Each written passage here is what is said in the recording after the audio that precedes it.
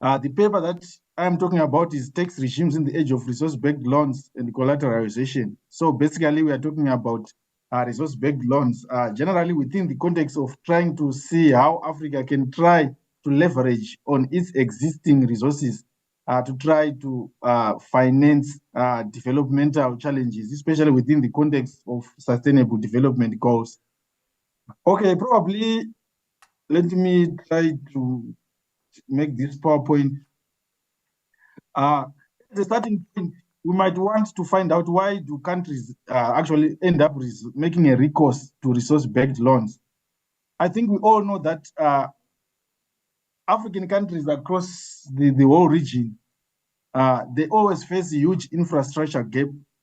And at times, such countries that face huge infrastructure gaps also include those that are rich in mineral resources. So this existence of a huge infrastructure gap and on one hand and rich mineral resources on the other actually presents an opportunity for using these mineral resources as either to get resource-backed loans or as collateralization. So it's more or less like a funding mechanisms that actually came about simply because somebody made Africa aware that the fact that you are actually struggling to have infrastructure gap, but you have rich mineral resources which you are also struggling to extract at the same time. So resource-backed loans are actually loans that are secured when a country leverages on its existing natural resources, which can either to serve as direct source of repayment or as just a guarantee of payment in the unlikely event of failure to pay. So through resource-backed loans, actually government pledge their future revenues from a resource.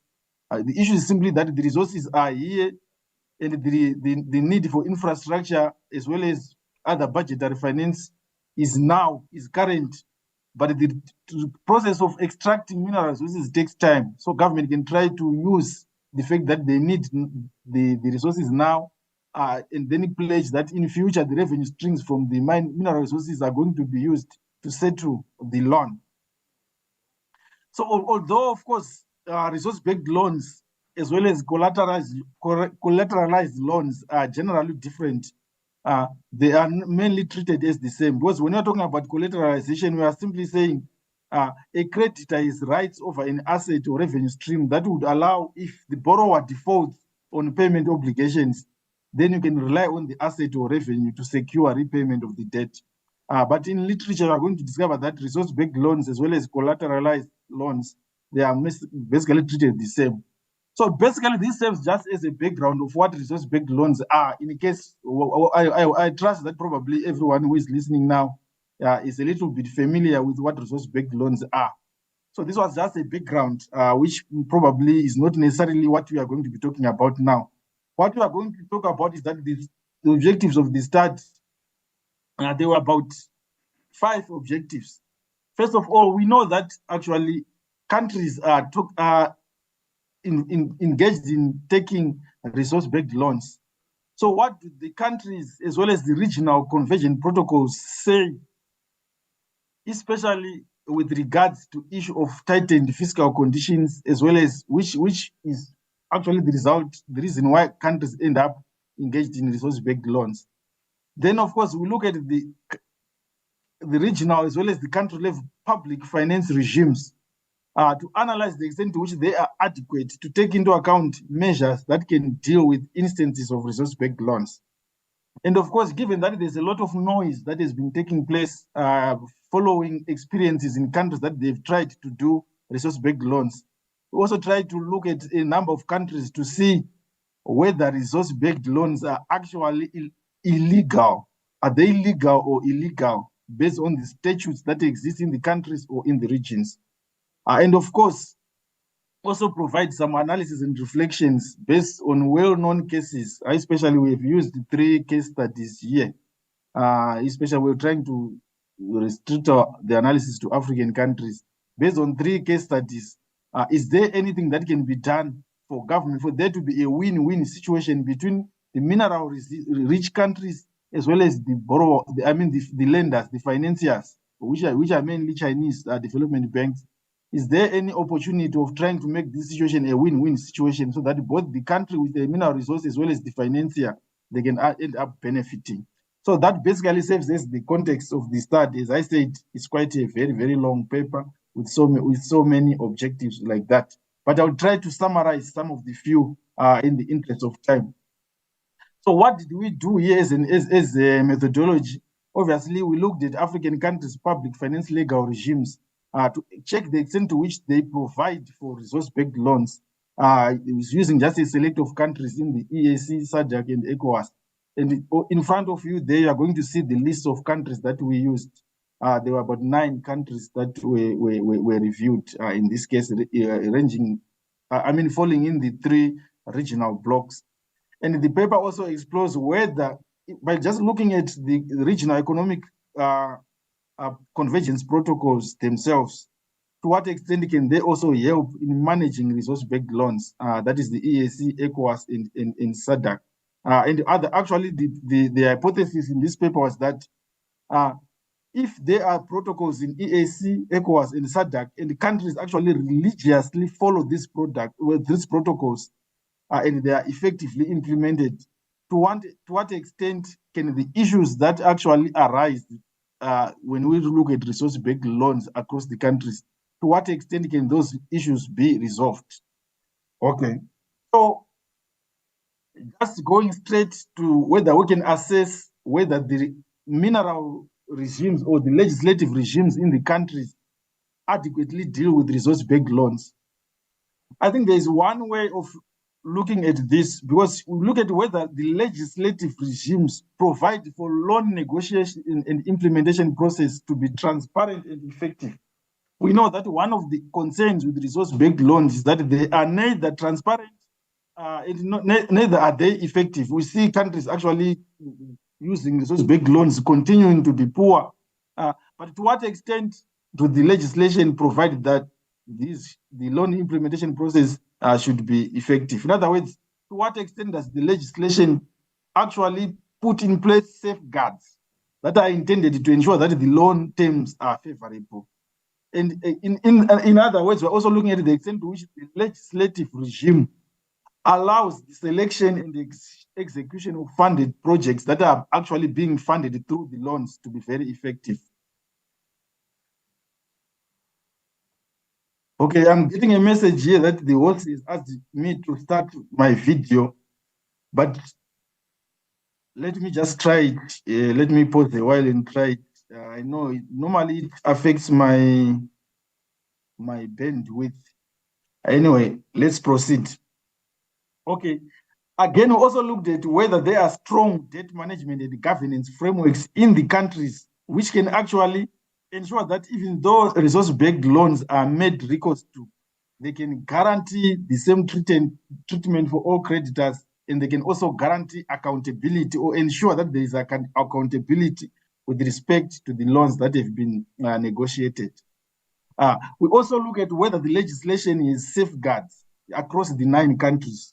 Are there any safeguards that you don't divert loans from their originally intended use? The concern, remember, with respect to resource-backed loans is that a government borrows saying that we want to build a road or any other infrastructure, but at the end of the day, the loan is obtained, the minerals are exploited. At the end of the day, the government does not have any road to show for it, but the mineral resources have already been exhausted. So we're also trying to look at whether the legislation actually allows for that to happen. And of course, we also look at whether the legislative regimes can ensure that the resource-backed loans are structured to eliminate corruption. There are a lot of issues that are raised or which are related to corruption following resource-backed loans. Okay.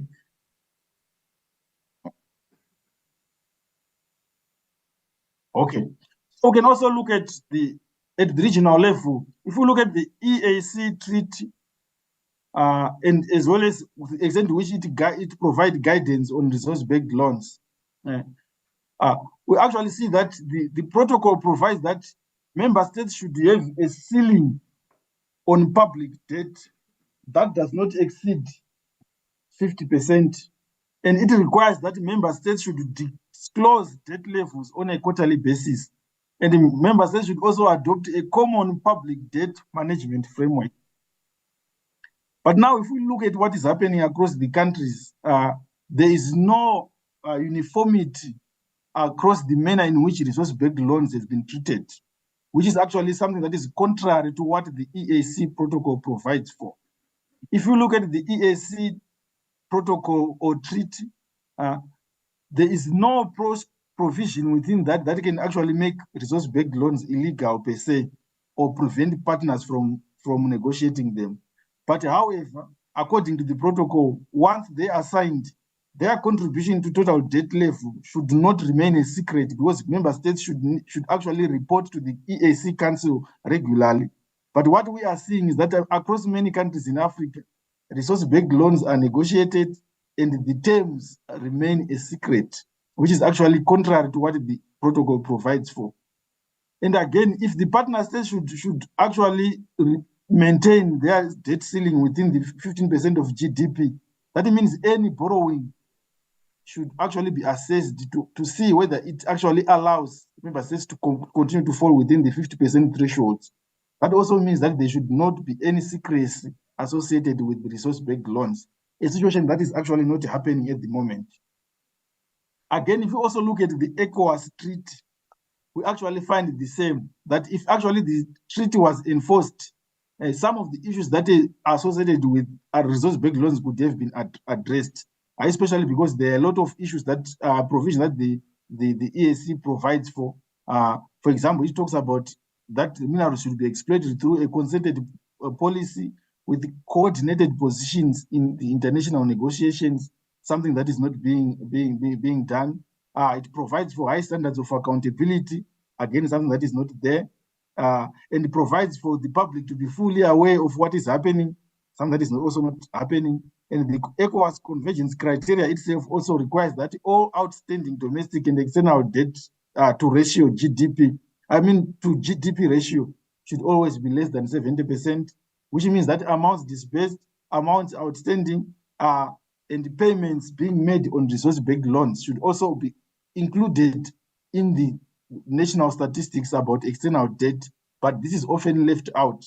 So what this also means is that, like the EAC, even though there is nothing in the countries that provides for resource-backed loans, if the EAC protocol, the ECOWAS treaty were being enforced or were being religiously followed, some of the concerns and the issues that are being raised with respect to resource-backed loans could have been avoided. I think you can also look at the SADC treaty. Again, also find that just like the ECOWAS treaty and the EAC protocol, if the SADC treaty was also followed, again, issues related to predictability as well as transparency with relation to public debt management, which characterizes resource-backed loans now, could also have been avoided.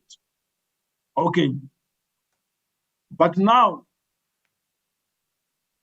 if you look at the secrecy that are associated with resource-backed loans at the moment, that is actually contrary to what the provisions of the laws generally across all the 9 countries allow for. Because if you look at the legislative provisions in the countries, they say that there should be transparency in loan and resource exploitation.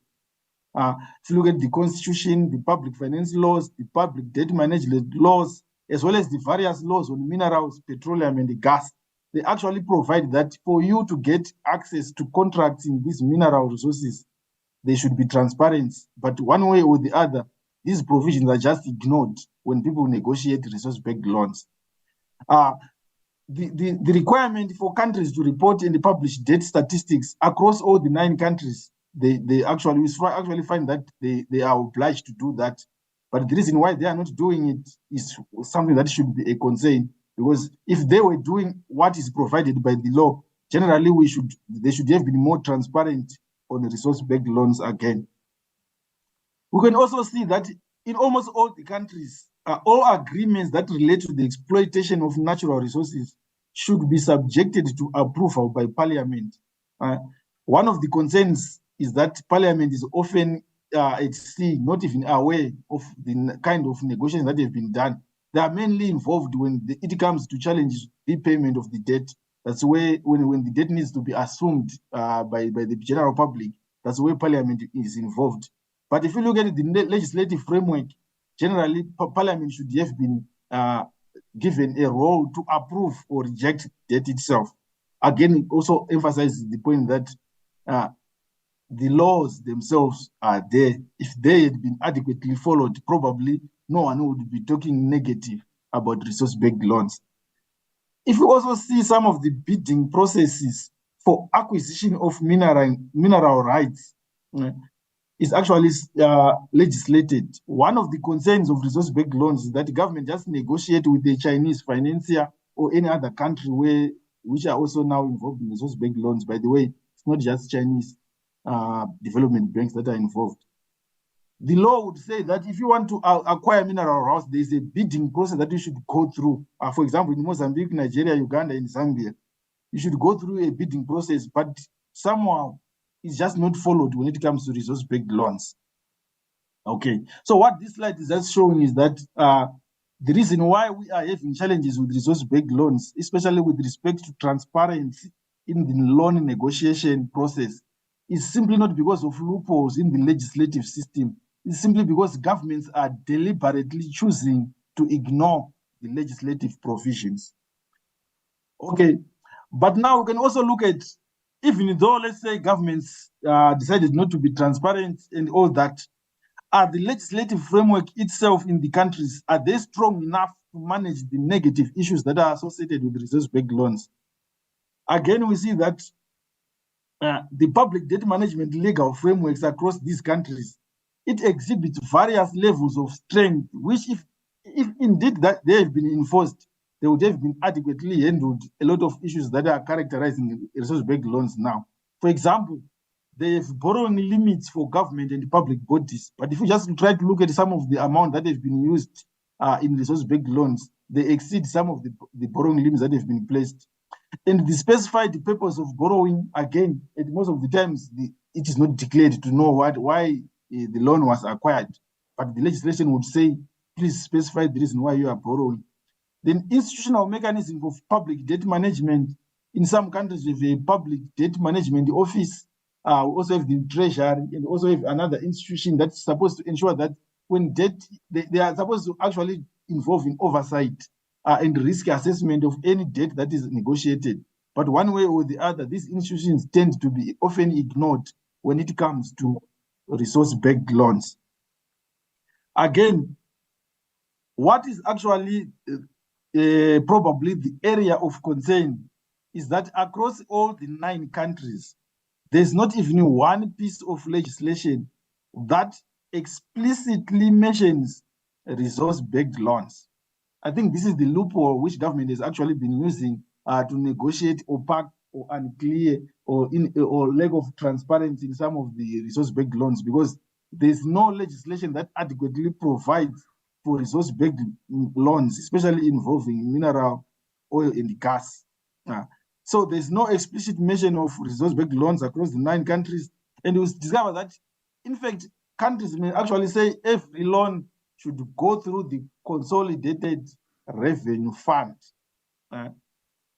But one way or the other, resource-based loans, they take resources, the revenue that should have gone to the resource-based loans, and they go straight to financing infrastructure. And at the end of the day, they end up being immune or left out of the general process that might have been used to account for consolidated revenue fund.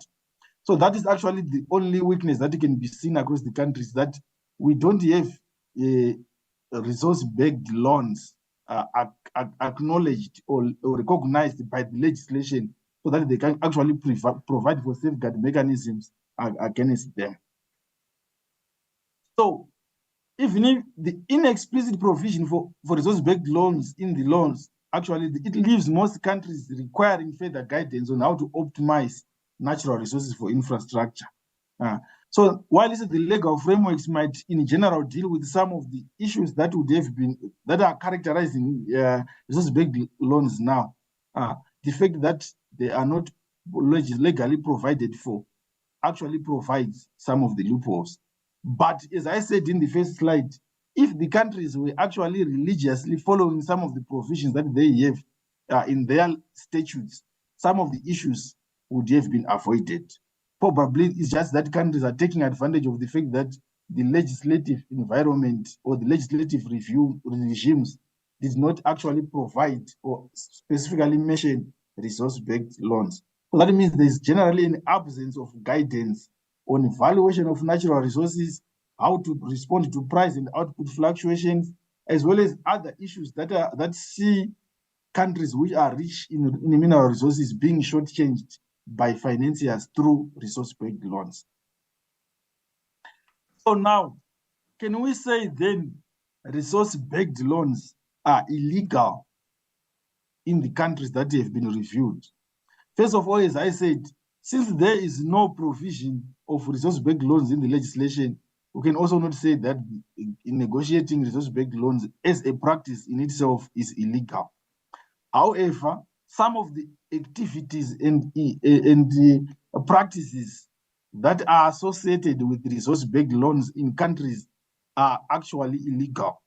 For example, non-involvement in the accountability of Parliament to Parliament in the resource-backed loans is actually illegal in most of the countries because they have not made any exception as far as parliamentary oversight is concerned. Again, the channels that are being used to transmit natural resource revenue to settle resource-backed loans, the channels are not provided for in the law because the laws never actually anticipated that resource-backed loans were going to come in. So we can also say that those channels probably that are being used, we don't know the method that is being used to transfer the revenue from the government to the financier. They are not provided for because they are not passing through the consolidated revenue fund. They are not provided for. So it can also be illegal. Then, of course, the non-compliance with the general mining and the petroleum rights acquisitions, which provide that there should be a tender, there should be a transparent process, mineral rights should be auctioned, and all this. This is ignored, and someone is just handpicked. A company is just handpicked as a financier. That on its own is also something that could be considered illegal. Then, of course, the issue of non-disclosure of public data information, as well as non-compliance with the procurement laws. For example, obviously, you see that in most instances, if a financier is from Asia or is from China, then the companies that are going to be involved in conducting all the procurement associated with the deal, they also tend to be from that country of origin. There is no transparent procurement process. The public procurement process is often ignored when it comes to resource-backed loans. So these are the practices that are illegal, even though resource-backed loans themselves might not necessarily be illegal, even if there is no explicit mention of them in the legislation. So it's something that is also a tricky situation in that we have legislation that does not recognize resource-backed loans, but also have practices that are contrary to the public, to the general public finance management practices. We also see that there is a practice that is contrary to that happening at the same time. So the practice can be considered illegal, while the actual act of having resource-backed loans might not necessarily be illegal. In this study, we also looked at some 3 case studies. One of the case study involves Trinity Energy and the Afro-Exim Bank. It's actually a loan of about 400 million in South Sudan. This involved Trinity importing diesel and petroleum from a Kenyan registered company called Kenol Kobil for sale in South Sudan. And again, there's SHT Loanco resource-backed loan of Chad to the amount of 1.5 billion United States dollars, which was quite huge. This one, in this case, the state, this SHT wanted to acquire some shares in Chevron. Chevron was disposing some shares, especially of the Doba Consortium, as well as the shares in Chad Oil Transport Corporation, as well as Cameroon Oil Transport Corporation. So these are the 2 oil companies that operate the Chad Cameroon pipeline. So SHT wanted a stake in that. And to do that, it was financed through resource-backed loans. And then, of course, in Ghana, the China Development Bank in the government of Ghana negotiated a 3 billion resource-backed loan, where Ghana guaranteed that it would pay 13,000 barrels of oil per day from Jubilee Field to China International United Petroleum and Chemical Company over a period of about 15.5 years. So those are the 3 case studies that the study tried to look at. So what went wrong, especially in these case studies? We discovered that the first issue that was a challenge is that the transactions were actually poorly negotiated, with terms favoring the financiers or the contractors.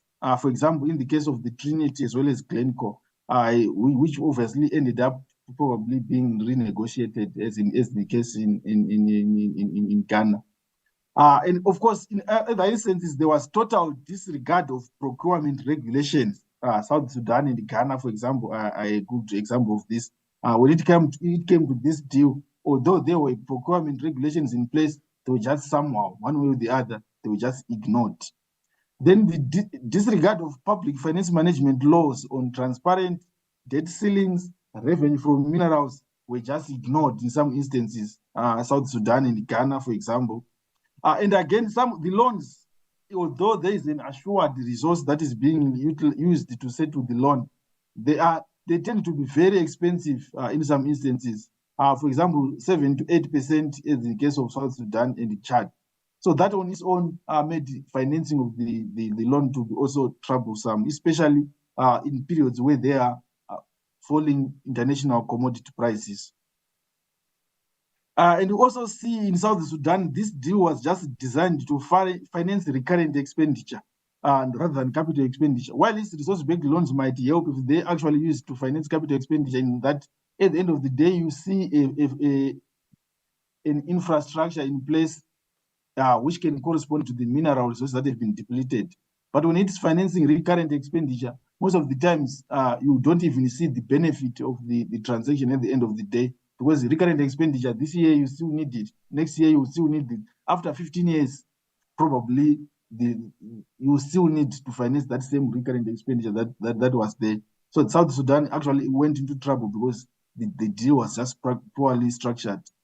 And requiring that the financing goes beyond the shipped oil revenue. In Chad, for example, they would say if commodity prices are low, then government has to find some way of financing beyond the loan. I mean, beyond the resources that are actually supposed to back the loan. So in other words, the financier made sure that it's always a win-win-win-win situation on them. Even if international commodity prices fail, they were adequately covered. But this actually left the government very vulnerable, because most of the times they had to finance this from treasury, because the resources that were backing it were proved to be inadequate during periods of low oil revenue. Then sometimes the short time frame of the loan, for example, it was just 5 years for a loan that is equivalent to about 10% of GDP for Chad, which is quite a very short time frame for you to actually. So the loan also ended up being very, very expensive, in that you had to service it within a short period of time. Use of inexperienced negotiators. You discover that most of the times these countries actually bring in very experienced negotiators to do that. So I'm being told to wind up now. So what are some of the proposed recommendations here? So one recommendation is that you need to reform the legal framework so that it specifically provides for resource-backed loans management in the debt management regime. This is a loophole that was being exploited now. Now that we are wiser, probably we need to start tightening our regime so that we also have provisions that specify that when resource-backed loans are being negotiated, take into account loan valuation, commodity price movements, and all these issues, they should be provided for in the legislation. Then, of course, skills for negotiating resource-backed loans, this needs to be strengthened. Full compliance with the existing public finance management laws, even if without reforming the legal regimes, the existing legislations are probably enough to deal with some of the negatives associated with resource-backed loans. So let's just ensure full compliance with them first before we even think of revising the laws. And of course, it's also always wise to target concessionary rather than commercial financiers in resource-backed loans, because most of the times the commercial financiers tend to be very, very expensive, and most of the times government don't enjoy much benefit simply because you are targeting, you are going for very expensive loans, probably negotiate resource-backed loans through concessionary financiers rather than commercial financiers.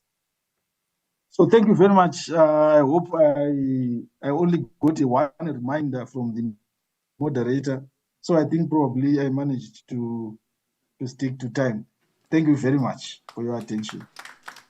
Back to you, moderator. A better round of applause for Dr. Dube. Thank you, Dr. Dube, for a wonderful presentation. Research is not such an easy job to do, and thank you for that job. Now, we're back here with other panelists, and we know for sure, my sister Mkupa, that resource-backed loans, the RLBs, pose a risk to domestic resource mobilization. But other countries also may not have an alternative. Yes, it poses a risk. But there are countries that may not have alternative. Where is the balance? Where now do we strike the balance in ensuring that even the recommendations that we've been given here, even as we put those recommendations in place, but how do we now strike the balance between countries that have to rely on their resources to get loans and the aspect of domestic resource mobilization, so that we also get enough resources to carry out activities that we must? The floor is yours. Thank you so much. Thank you to Dr. Dube for sharing that research, really, really insightful. So I'll just share a few perspectives on the subject matter, and I think a lot of things he already touched on. But as a way of kicking off, I think with the work that we do at Tax Justice Network Africa is to say, how can tax regimes be effective enough for us to avoid the point of resource-backed loans, right? I think they shouldn't be the first resort, just because I think he shared an example, for example, from Sudan and Chad, and how Glencoe, for example, operated in Chad on the RLB.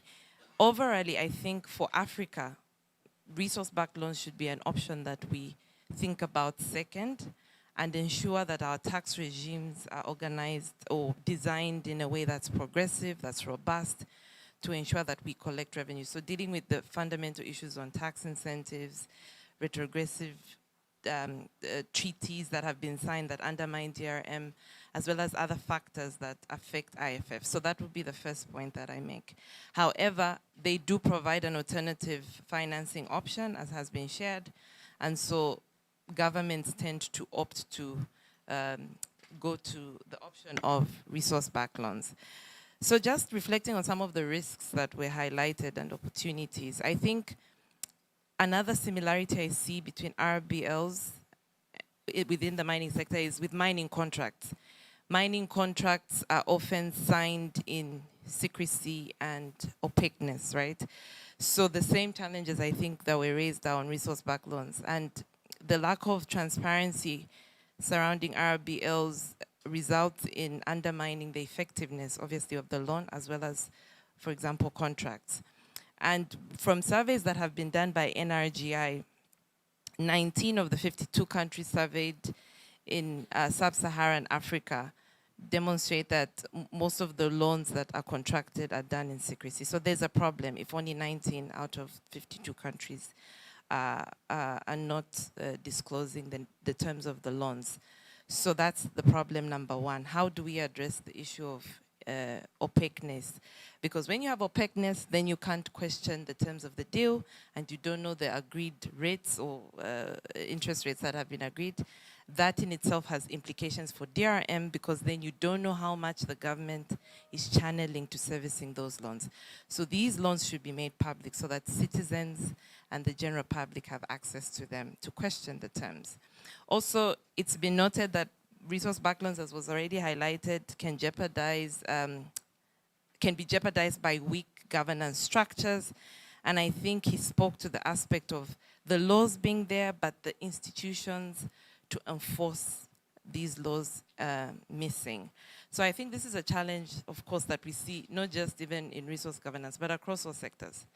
In most countries, we have the laws, they are perfect, but the institutional frameworks and arrangements to enforce those laws is a challenge. So how then do we ensure that governments start to invest a lot more into institutional arrangements to ensure that there's proper governance of these RBLs once contracted? The other issue is, as was mentioned, there's no competitive bidding. Similarly to contracts, you find government officials locking themselves up with these investors in a room, quickly signing these deals, and then there is no properly competitive process done to ensure that the best bidder wins the deal. So side cuts are made, or is it kickbacks, are made between politicians and some of these companies, and that's how the deal is gotten. So these factors undermine the effectiveness of RBLs. Lastly, I think when there's opacity, you have two factors. Funds, as Dr. Dube mentioned, most times RBLs are gotten into or acquired because governments want to invest in infrastructure. But you find that when there is no transparency, these funds sometimes are diverted to other things, right? And so where originally you said you would build a road with the loan, you find that it's diverted to other things. The second and crucial issue, I think, which touches on DRM is price volatility. So in the extractive sector, I think we know that a lot of the commodities that are extracted are prone or vulnerable to price volatility. We saw, for example, during COVID or Russia-Ukraine war, how the oil prices just went under, right? Now, if you've negotiated your loan at a certain rate and you are no longer getting the revenues that you pegged to get your revenues at a certain price, and that price is no longer holding due to external factors such as war or a pandemic, it then means your cost of servicing that debt goes up, and you tap into other budget lines like sanitation or health or education. Now that is a serious risk from a DRM perspective. That's why we are not pro these loans, because they can be harmful to meeting public services, especially when you have the factor of price volatility. And no one knows when prices will go haywire, right? Who can predict that that would have happened, for example, with the Russia-Ukraine or the COVID pandemic? So I think as much as possible, the best and most sustainable way, as the title of the session goes, tax regimes and RBLs, is to ensure that our tax regimes for the extractive sector are robust, effective, and progressive, to ensure that companies are paying their fair share, but also that our tax regimes are designed in such a way that we don't opt for resource-backed loans. In the case where we opt to have the resource-backed loans, I think the governance challenges need to be dealt with so that we do not find ourselves giving up revenue for public services to service a very expensive loan. Lastly, the case that really fascinates me is the Chad case, where we saw, and I think Dr. Dube highlighted it, where we saw Chad enter into a deal with Glencore, which is one of the most notorious multinationals operating right now. The loan that they got was significantly, roughly equal to 10% of Chad's annual GDP at the time they negotiated. And this transaction, however, created fiscal challenges, as 83% of the oil revenues in 2016 went to debt servicing. And this was triggered by changes in prices. So really, you find countries that are already vulnerable in debt distress now digging deeper into their purses to service very expensive loans for notorious operating companies like Glencore that are already abusing, violating human rights and other issues. So I think for me, it's like signing a deal with the devil. I would avoid it and make sure that I just make my purse more sustainable through fiscal regimes that are robust. Thank you.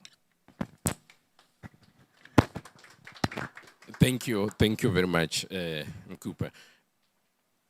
And you've raised a very pertinent issue, giving statistics from NRGI that a statistics that was carried in the sub-Saharan Africa. Out of 52, actually only 19 loans seems to be done openly. So the rest are done opaquely. But we know very well that since inception, states don't work in isolation. My brother Dennis, you've worked closely with members of parliament.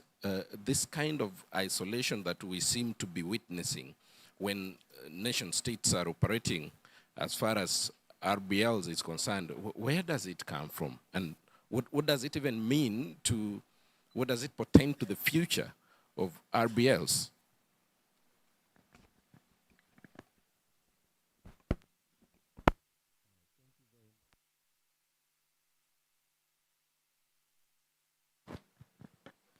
Thank you very much, Gordon. And thank you to Doctor for the insightful presentation. It aligns with some of the findings that the Natural Resource Governance Institute, which I work for, has made around RBLs over the past few years. And myself have written a paper on this, focusing on the Ghanaian context and the experiences of RBLs in Ghana over the years. And so I think I quite align with a lot of what has been said in the paper. But just to start with, I wanted to highlight that RBLs have done some positives where we have seen them being applied. And that is not to say that there are no problems with RBLs, but also to balance the discussion about the potential of RBLs, which I find quite missing in the discussion so far. In the case of Ghana, for instance, and I know a number of other African countries where RBLs have been used to solve serious infrastructure problems. So given all the problems that we have outlined, in Ghana, for instance, our Tuabo gas processing plant, which supplies about 70% of the gas we need for power domestically, with the rest coming from NGAS, the West Africa Gas Pipeline, was financed by an RBL. And that plant also supplies 50% of the LPG requirements that Ghana uses for domestic cooking. And so sort of relieving families and women and children of the need to burn firewood and charcoal and things like that. And so sometimes there are these positives.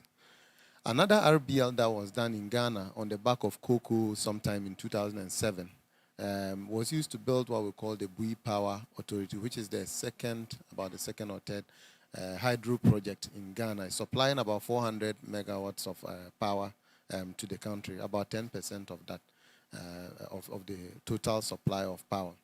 And so across the globe, we have seen some very critical infrastructure needs being addressed by RBLs. And we have to balance that discussion of the potential of RBLs.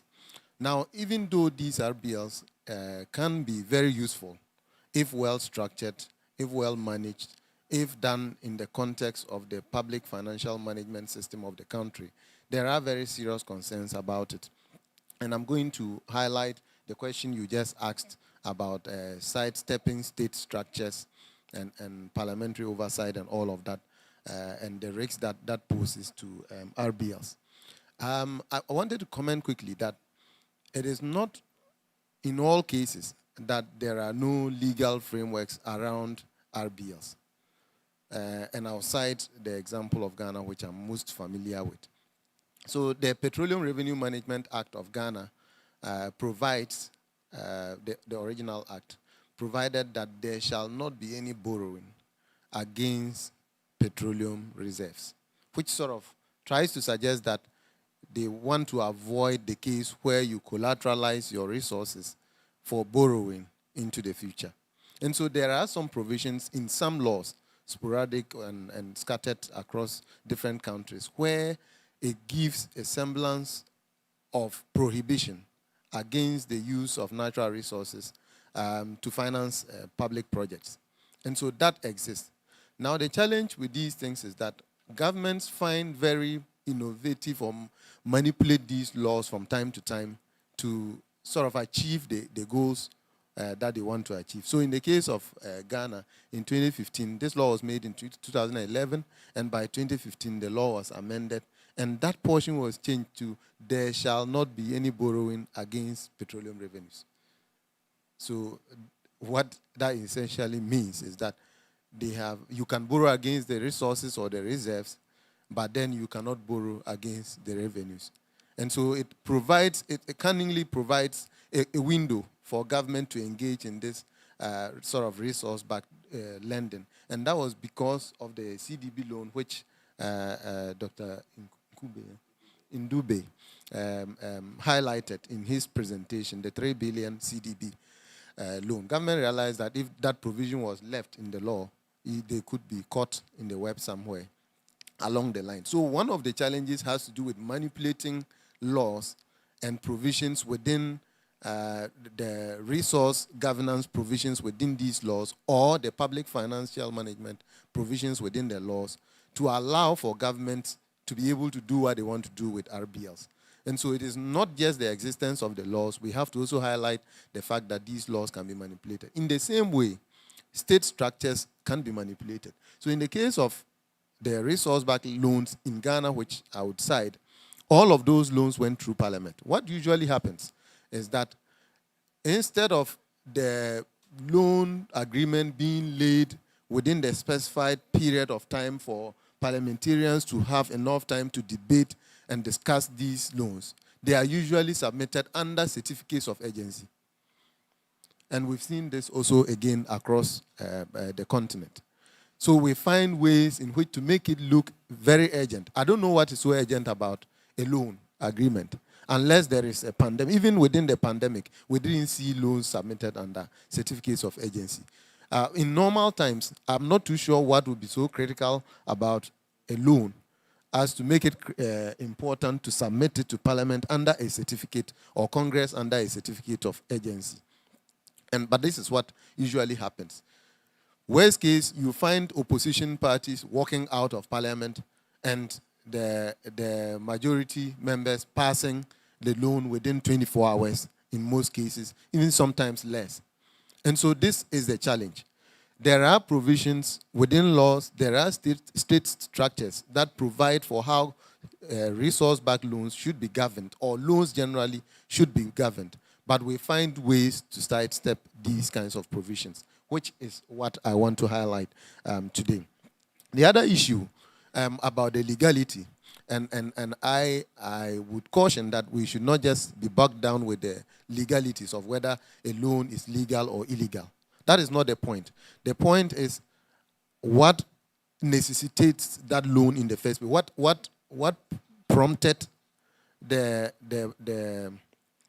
request or the negotiation of that loan in the first place? Most of the time, a number of reasons account for this.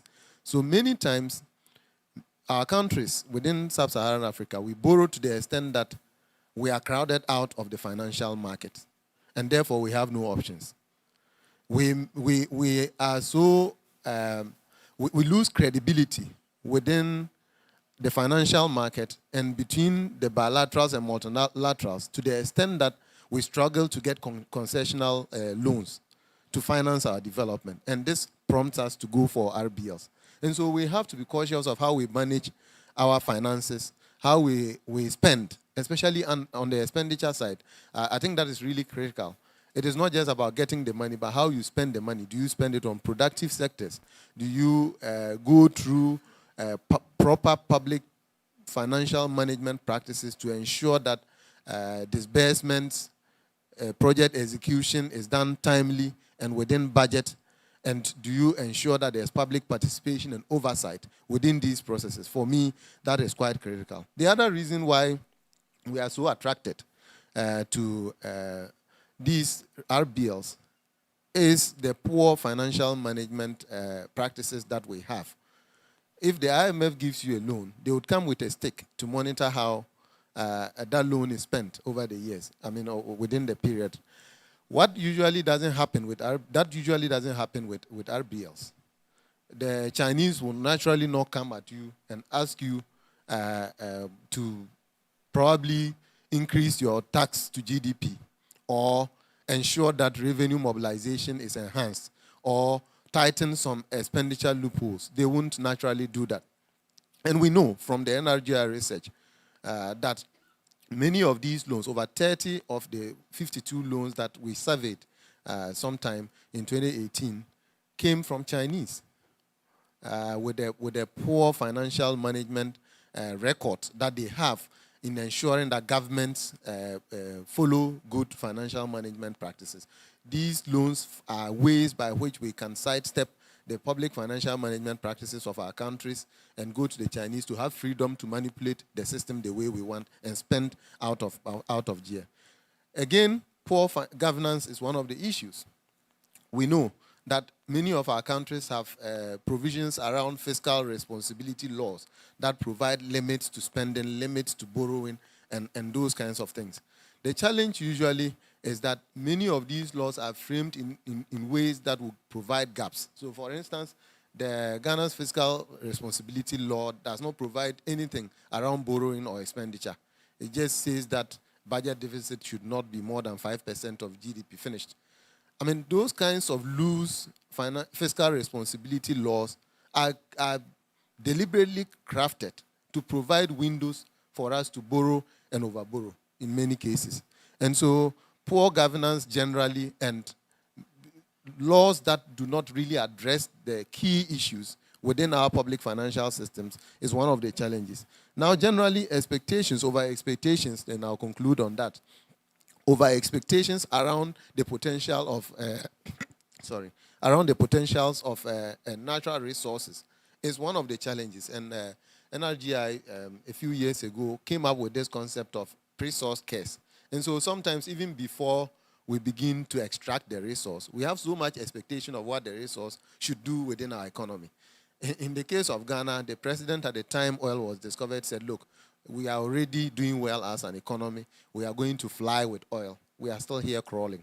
And so generally, we have too many expectations about our natural resources, and because of that, we even start spending before the resource revenues accrue. And those, again, push us to go for resource-backed loans because we waste the money before even it is earned. Thank you. Thank you very much. Thank you very much, my brother Dennis, for that. One thing that is, I'm not sure if this is working good. One thing that is coming out, and very interestingly, is the International Monetary Fund seems to be monitoring what you are doing with the loans that they give you, but other private lenders seems not to bother about what you do with the loans that they give you. I want to open this now to the floor so that we can have a discussion. I know time is of essence, but I can see ladies and gentlemen here are people who know what keeping time really means. And when floor is opened, they shall do exactly that. I know they shall not disappoint. Therefore, I want to open the floor to us so that we can have this conversation. At this time and age where resource-backed loans and collateralization is a reality, we've seen through that research work where we are. We've seen where we ought to be. We've seen also that in various instances, statecraft is sidestepped for the sake of those who are in power, who want to do what they think is right, besides what the population ought to be doing. We've also heard from the presentation that there is potential in RBLs, and this potential can only be realized when and only when we do the right thing. The floor is open.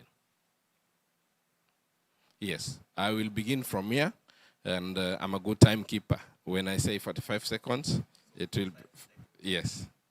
A question or a comment? I can't talk in 45 seconds. But okay, I will try. Thank you for bringing examples of successful RBLs. The way that we're talking here, it seemed that it's a bad thing. But thank you for bringing these successful cases.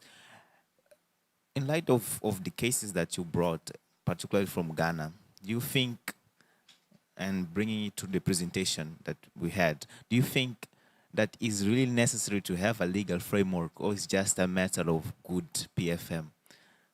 So, in simple terms, it will be that.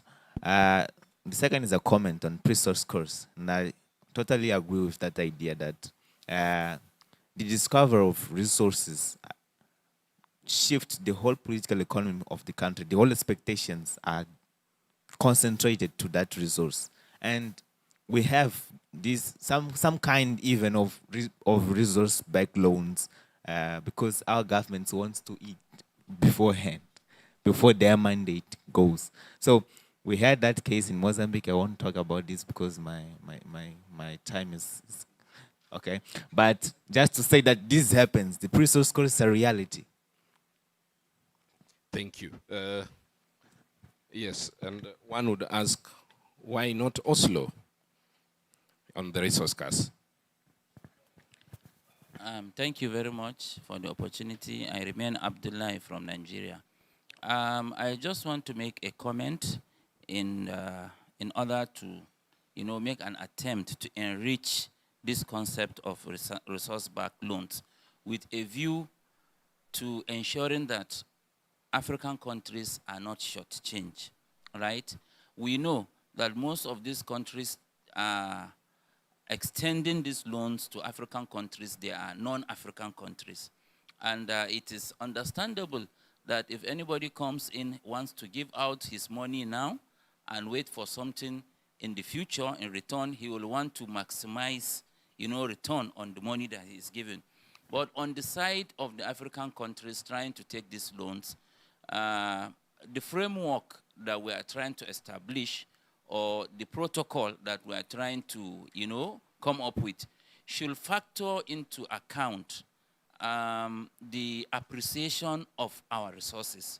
For example, if a person, a simple loan, if you go to a bank and collect a loan at a given interest rate, if tomorrow the interest rate appreciates, it will reflect on the loan, isn't it? So also, the resources that we are using to collect loan from the creditors should also take into, the framework should take into account that if, for example, today, let's say crude oil, a barrel is $50 per barrel. Now, if after 3 months it becomes $60 and it stays at $60 for another 3 months, that should be factored into the agreement so that it will have a bearing, on the entire loan package. You understand? But if we do it in such a way that, okay, because today the barrel of crude oil is $50 and we are advancing me loan of, let's say, $1 billion, and I'm offering my crude oil 1,000 barrels daily for 5 years, the calculation, it should take into account the what do you call it? The not volatility, the appreciation, that can, because I'm sure if it falls below certain level, the creditors will also want to make up from that. So this is a little contribution I want to give. It should be considered in coming up with protocols or designing frameworks for resource-backed loans. Thank you very much. Thank you. Any other hand somewhere?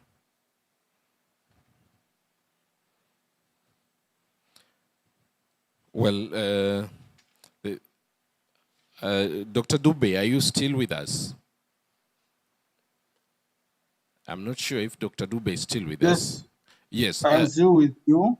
Thank you. Would you put a comment into the comments that have already been made? What would you want to add besides those comments? Thank you very much. I would not want to put any more comment except to just marvel, especially at some of the insights that are coming on. Especially, I think is that guy, is it Dennis? I think one thing that he has just mentioned is that it's not the law itself that matters, but the extent to which the same law can be manipulated. I think that is also something that was missing even in the paper itself. Regarding the benefits that can happen from RBLs, obviously, it's also not flagged out in the presentation, but obviously, our point of or where we're coming from is that we see value in resource-backed loans. So what we are trying to do is to suggest methods and means through which African governments can tighten any loopholes that are currently preventing them from fully realizing the benefits of resource-backed loans. But I have just got a lot of useful insights from your rich panelists. I really need to appreciate and thank them. I was taking notes here. There are a lot of issues that we actually need to add on to the paper, especially coming from the experiences that we just heard from Ghana.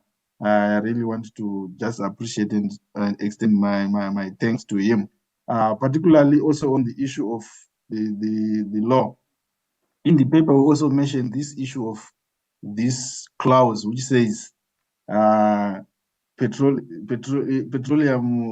it says petroleum revenue cannot be mortgaged.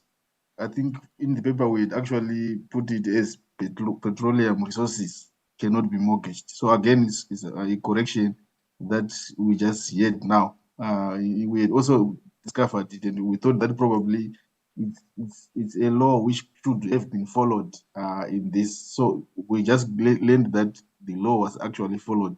But what happened is it was manipulated to suit the resource-based loans. I also want to appreciate the comments from my brother there, who was also mentioning the issue to say governments are shortchanged simply by the fact that while the financiers themselves are quick to cover themselves from falling commodity prices. I think I mentioned the case there where the country ended up actually using tax revenue simply because commodity prices had fallen. But what is missing in the negotiations or in the agreement is also a clause that talk about what will happen if the commodity prices rise. I think that is also something that needs to be added into the paper. Otherwise, I thank you very much for the comments, everyone. This was quite a useful discussion.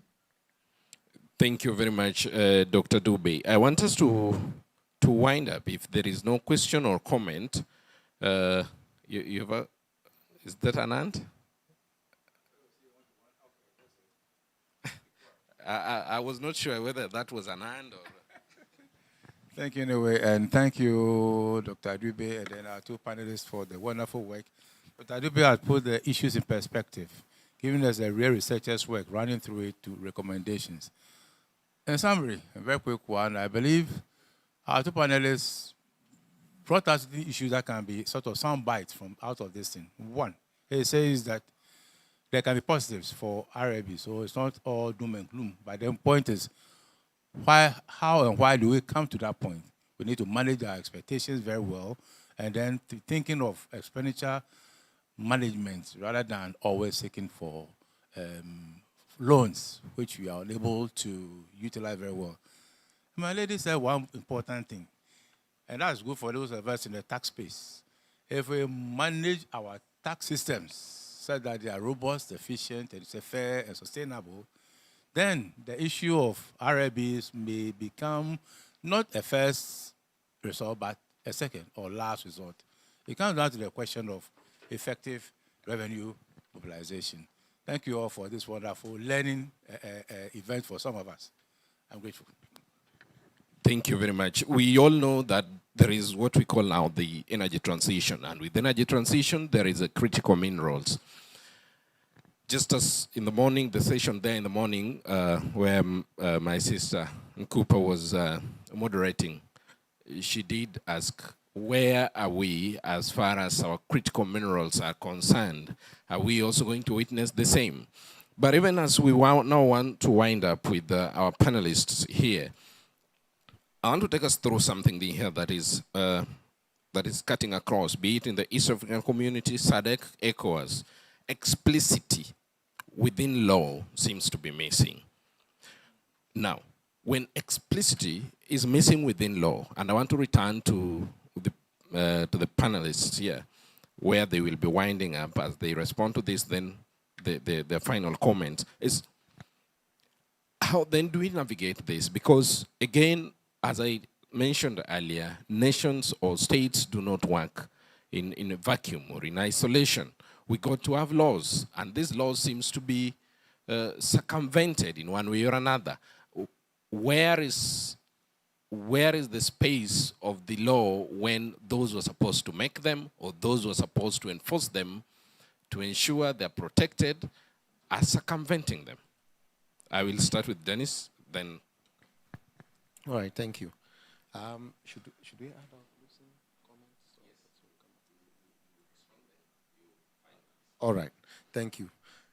So in terms of the question you just asked about explicitity within laws, I mean, generally, the demand for laws to be very explicit is driven by our poor systems that we have. Laws generally should not be so explicit. Laws are supposed to provide a general framing to guide how policies and programs should be implemented. So generally, laws shouldn't deal with every detail. Otherwise, laws would be very bulky documents that you would probably need a wheelbarrow to be pushing around if they are to be detailed and very explicit. The challenge with this, with the demand for laws to be explicit, is because human beings, state actors, people in power, find ways to interpret the laws to suit their own dubious agenda, which is what the problem is. So I won't blame the laws too much, and because of that, we need to find ways to build institutions that will enforce laws, that will ensure that the real intent, or what the lawyers will call the spirit of the law, is laid to bear.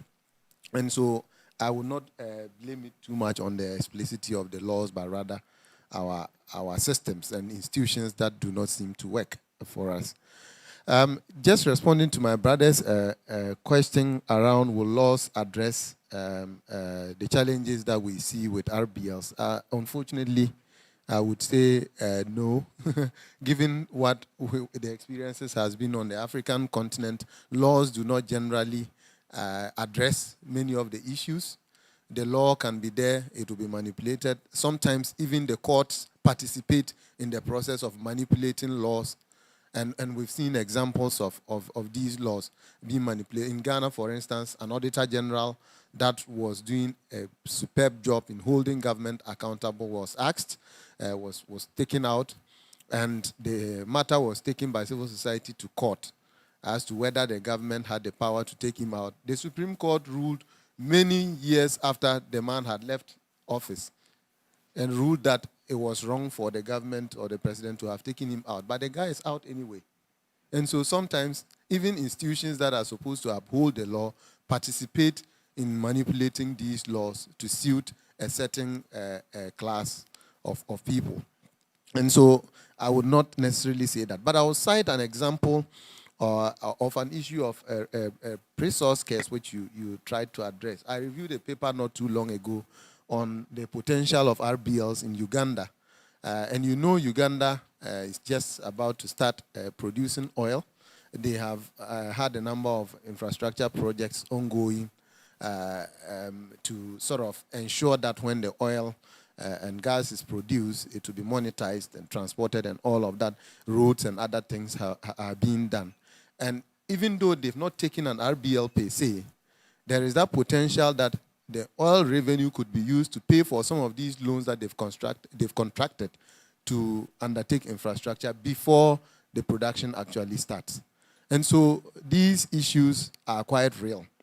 The other issue I want to draw attention to is the fact that it is not sometimes just state actors, Chinese lenders or banks that issue RBLs. We are increasingly seeing RBLs from oil traders. And we have termed these trader-backed loans. which we are still working on the concept and trying to frame the discussion around these. But companies that buy our minerals or our crude oil or our gas can be used as tools or instruments to contract loans. And we saw that in Ghana. We are currently battling a loan from Letasco, which guaranteed some fuel supply to car power that supplied us power during our period of Dumso. And that loan is still hanging on the neck of GNPC, our national oil company. And so we see traders increasingly being used as tools to contract loans and manipulate the crude pricing system to ensure that they get benefits from the pricing of the crude or the mineral in repayment for the loan. And so we need to watch that space as well. The other issue I wanted to highlight in my closing, and that's the last one, has to do with what my brother indicated around the interest rates. And from our studies, we generally would not say that RBL interest rates are higher than many concessional loans. The challenge has to do with the hidden costs that come with RBLs. So for instance, management fees can be 5% of the loan tenor, of the loan amount, sorry. So some of the hidden terms like management fees, like upfront payments to the loan contractor, like payment to others, intermediaries who negotiate the loan, even legal fees and things like that can be very substantial because they are charged as a percentage of the loan amount. One other issue, the loan amounts do not necessarily get disbursed. So the 3 billion Chinese CDB loan that you see mentioned in the report, less than half of it has been disbursed to Ghana to date. And it's been how many years? More than a decade. Not all of that loan has come to Ghana. Not even half of it has come to Ghana. The latest drawdown of that loan, the tranche 2 of that loan, we saw in 2018 for intelligent traffic light system in Accra. This loan was contracted in 2011. In 2018, we were still drawing down, and we have not drawn down even half of that loan. Again, with the Sino-Hydro loan, for those of you who have been following, on the back of bauxite, only 600 out of the 2 billion loan has been disbursed. And given our precarious financial situation, I do not foresee Sino-Hydro disbursing any more of that loan unless they get extra crude or extra collateral to back that loan. Remember that we haven't even started refining even 1 ton of bauxite from that arrangement. And so there's no incentive to continue to disburse that loan when you are not producing and refining the bauxite into alumina, which is supposed to be the collateral that you use to pay for the loan. And so some of these things are issues that I think we should all think about in our various countries. How we structure these deals, what benefits do they accrue to the country are all very important, and we should be cautious about these loans more generally.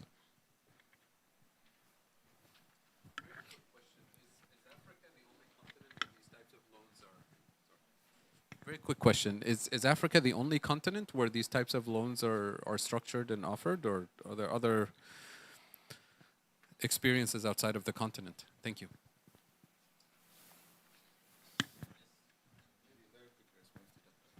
So my quick response to that is no. The 52 loans that we surveyed at NRGI, about 32 of them also were from Africa. Another 20 or close to 20 of those loans came from Latin America. And we've seen a lot, and it is not just oil and gas or minerals that form the collateral. We have seen cocoa. In Ghana, we've seen cocoa-backed loan. We've also seen tobacco-backed loan in Latin America being used as a collateral for these loans. And so it's not just Africa. It's not an African problem. The challenge usually is with our systems and how we manage these loans. That makes it a big risk for us than for other people. Well, my sister, it's your time. I won't say much. Just to add to what my colleague had shared, I think simple and clearer laws are easy to implement. And I think, like he was saying, sometimes we make these laws so complicated that policymakers who provide oversight find a challenge. I think this was, we worked on a similar process in Liberia where some of the parliamentarians were saying we don't even have researchers or information to help us understand some of these contracts. it was within the context of mining contracts. So how do we make these laws simpler and clearer so that parliamentarians that provide oversights can do so easily?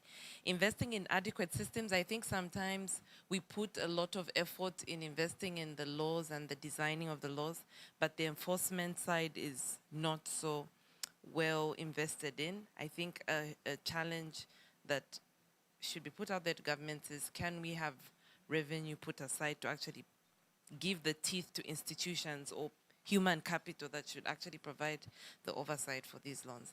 Like, lastly, political will and interest. I think a lot of the policies and some of these things regarding the extractive industries are a political economy issue, right?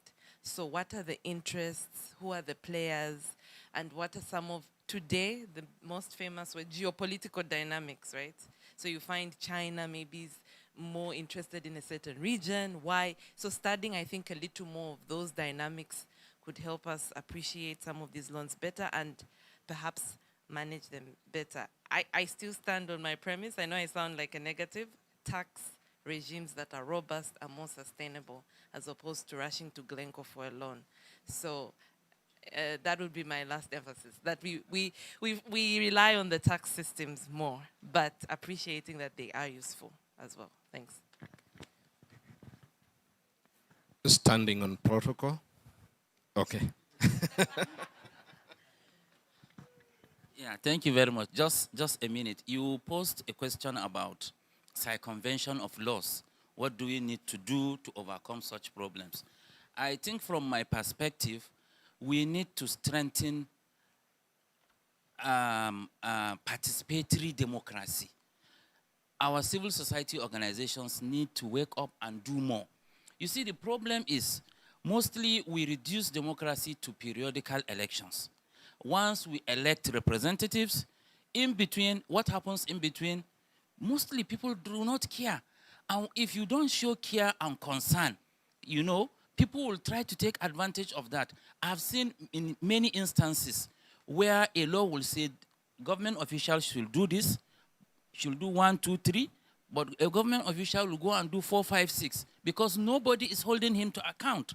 So once we allow this kind of environment to fester in African countries, we will continue to be churning out laws, but we will not be implementing them, and the outcomes expected from those laws will not be realizable.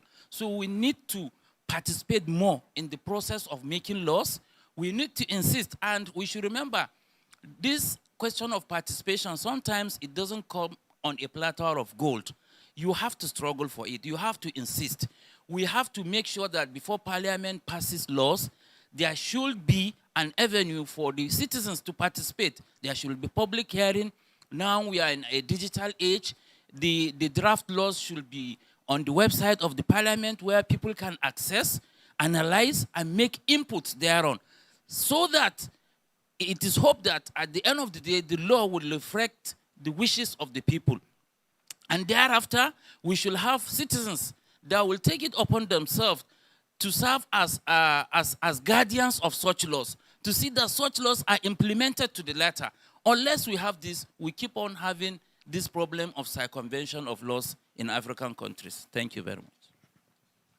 Round of applause for that. Brings me to a question. If Ken Saro-Wiwa lived today,